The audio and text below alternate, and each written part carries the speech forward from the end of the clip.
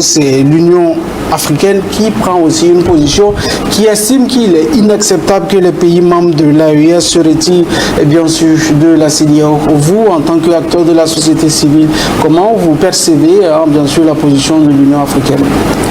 Merci Ousmane, merci donc tous les téléspectateurs du Canal 3. Sinon, j'ajoute un peu pour ma présentation. L'association Arvers pour le développement national est aussi membre, l'une des associations membres de la coordination nationale d'AVS citoyenne.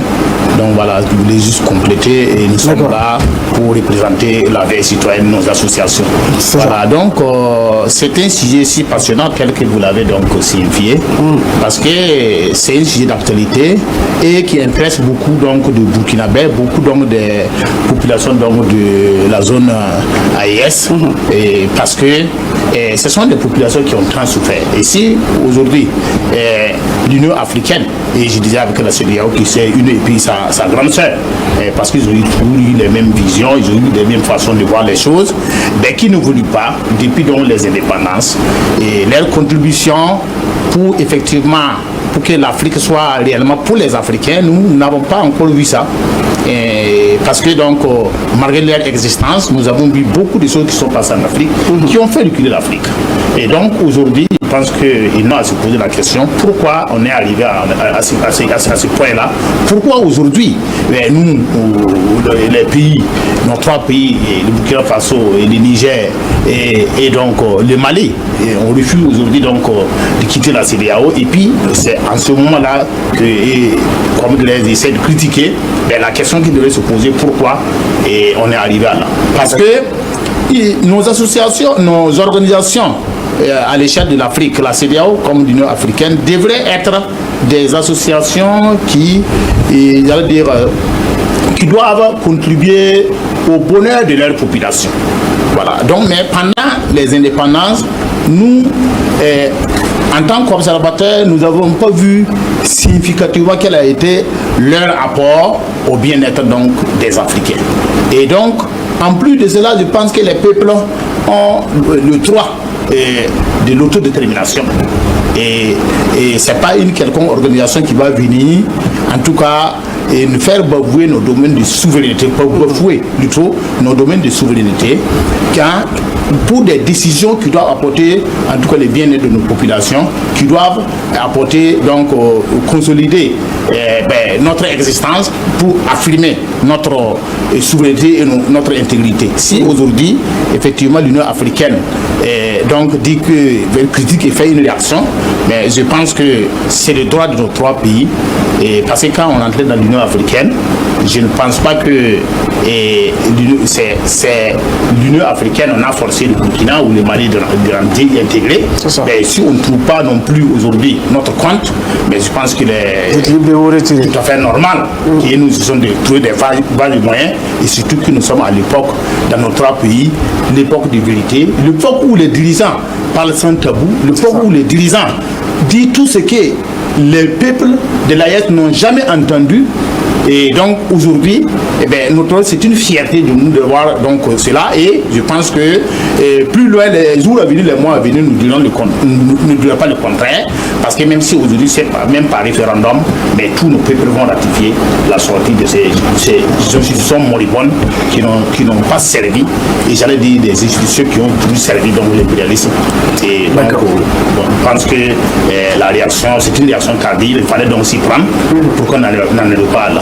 D'accord. Madame Tarnagra, vous, comment vous voyez l'approche de l'Union africaine vis-à-vis de cette situation-là? Moi, je dis que lorsque l'Union africaine dit que c'est inadmissible, c'est une insulte. Parce que ces trois pays sont des pays souverains. Et nos présidents, ce sont des personnes qui réfléchissent, qui savent ce qu'ils veulent. Nous avons vu que ce sont des présidents qui se battent pour leur pays. Chacun se bat pour son pays. Ils se sont réunis ensemble, ils ont créé l'AES. Et l'Union africaine existe depuis quand? L'Union africaine existe depuis des années. Je peux dire que nous autres, nous sommes nés trouver l'Union africaine. Mais concrètement, nos pays sont confrontés au terrorisme depuis quand? Depuis des années.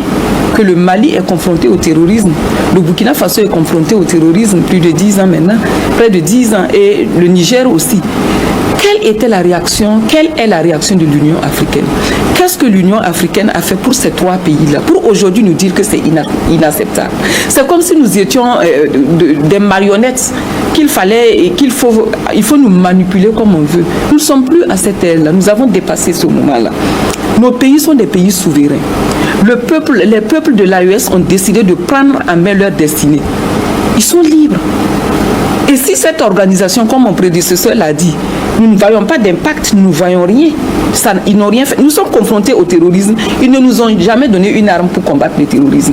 Au contraire, lorsque l'Union africaine ou bien la CEDEAO intervient, l'Union africaine s'oppose au retrait de l'AES dans la CEDEAO. Avant de continuer cette vidéo, je tenais à faire ces petits commentaires, puis je vous mettrai la suite, soyez patients. Moi, je me demande pourquoi l'Union africaine décide maintenant là d'intervenir. Parce qu'il y a eu des choses, des injustices que ces peuples ont subies et rien n'a été fait du côté, concrètement, du côté de la CEDEAO. Il y a eu des demandes de la CEDEAO et de l'Union africaine à la CEDEAO de prendre des mesures, de privilégier la diplomatie, de parler et voilà, de pas forcément mettre en avance des sanctions et tout ça, mais rien n'a été fait concrètement. Aujourd'hui, l'Union africaine sort pour nous dire, nous montrer comment il est. Suivant la vidéo, mais déjà likez, partagez. Donc, vous pouvez déjà laisser un commentaire. On suit la partie qui reste. Je reviens juste après pour faire un petit commentaire. Pour nous condamner et mentir sur nous, que nous avons commis des exactions et autres. Ils ne sont jamais venus dire que les terroristes vous ont fait ça, on doit faire ça aux terroristes. Jamais. Ils ont toujours, je dirais, défendu les terroristes. Pendant ce temps, nos populations meurent. Il y a combien de personnes des déplacés internes au Burkina Faso? C'est à cause du terrorisme. Combien de personnes ne peuvent plus regagner leur village? C'est à cause du terrorisme. Si on voit l'état de nos États actuellement, pourquoi, si ce n'est pas grâce à nos présidents, il y avait une régression, mais pourquoi? C'est le terrorisme. Parce que les gens n'arrivent plus à mener leurs activités. Qu'est-ce que l'Union africaine a fait concrètement? Rien. Donc nos États sont libres. Nos États ils ont toutes les raisons possibles de quitter l'Union africaine. Et si, je répète encore, c'est une insulte de nous dire que c'est inadmissible. Lorsque tu dis que quelque chose est inadmissible, c'est parce que tu as pris tes responsabilités. Si tu n'as pas pris tes responsabilités, tu ne peux pas venir dire que c'est inadmissible. D'accord. Donc vous pensez que l'Union africaine n'a pas joué une carte de soutien vis-à-vis des pays membres de l'AES. Donc cette organisation n'est pas habilitée à apporter des éléments de critique vis-à-vis du retrait de pays de l'AES, de la CEDEAO, n'est-ce pas? Oui, l'Union africaine, je crois que c'est la dernière même organisation à se plaindre même de notre retrait. Elle ne doit même pas se plaindre. Nous faisons partie de l'Union africaine. Nous sommes confrontés à des défis. L'Union africaine qui est censée nous soutenir, nous aider, ne nous a pas aidés. L'Union africaine nous a abandonnés dans nos problèmes depuis plus de 10 ans au Burkina Faso. Même la nourriture, ils ne nous ont pas donné. Ils ont donné quoi? Rien. Pas d'armes, rien. Aujourd'hui, on dit que c'est inadmissible. Il ne faut pas qu'ils insultent notre intelligence. D'accord. C'est vrai que le chef du gouvernement également aussi a pointé du doigt cette question de l'Union africaine. Si elle ne prend pas garde, le Burkina Faso risque aussi de se retirer de l'Union africaine et même l'ONU n'est pas exclue. Oui, Ousmane, je pense que ça a été clairement dit. Est-ce que si on arrive à se retirer de ces organisations, est-ce qu'on ne s'isole pas? Je pense que les textes de l'Union africaine comme la CEDEAO n'excluent pas les libertés des peuples de s'autodéterminer. Ça, ils n'ont qu'à repartir dans leurs textes de base. Je pense qu'il n'y a pas ni l'Union africaine ni le CEDEAO, les textes n'enlèvent les droits à chaque peuple de s'autodéterminer. Et donc, comme je l'ai dit dans ma première intervention, et donc à se poser la question pour qu'on en arrive à là. Parce que depuis la création, je pense que c'est l'organisation de l'unité africaine créée en 1963 qui est devenue en 2002 l'Union africaine.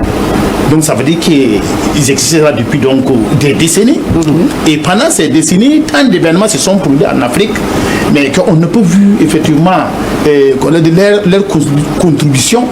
Et si nous prenons le cas de la Libye, où effectivement les impérialistes, à travers leur armée de l'OTAN, ils sont venus envahir la Libye aujourd'hui. Si nous prenons le cas Et donc, comment dirais-je, même aujourd'hui, RD Congo, où la guerre, les gens sont en train de suivre chaque jour.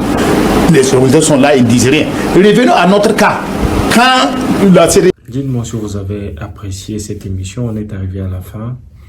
Donnez-nous votre avis dans les commentaires. Nous nous ferons le plaisir de vous lire. Mais je crois que le moment est mal choisi pour l'Union africaine parce que elle avait tout pour résoudre cette question et intervenir un peu plus tôt dans ces conflits. Mais là, moi, je crois personnellement que c'est tard. Ce qui est fait est fait. Donc, on ne peut que vivre le résultat ou les conséquences de ce qui est en train d'être fait. Un pas en arrière, je ne crois pas que l'AES sera en mesure de faire ça. Même si aujourd'hui, la CEDEAO hésite ou refuse de prendre acte du retrait de l'AES dans la CEDEAO, c'est déjà consommé, quoi.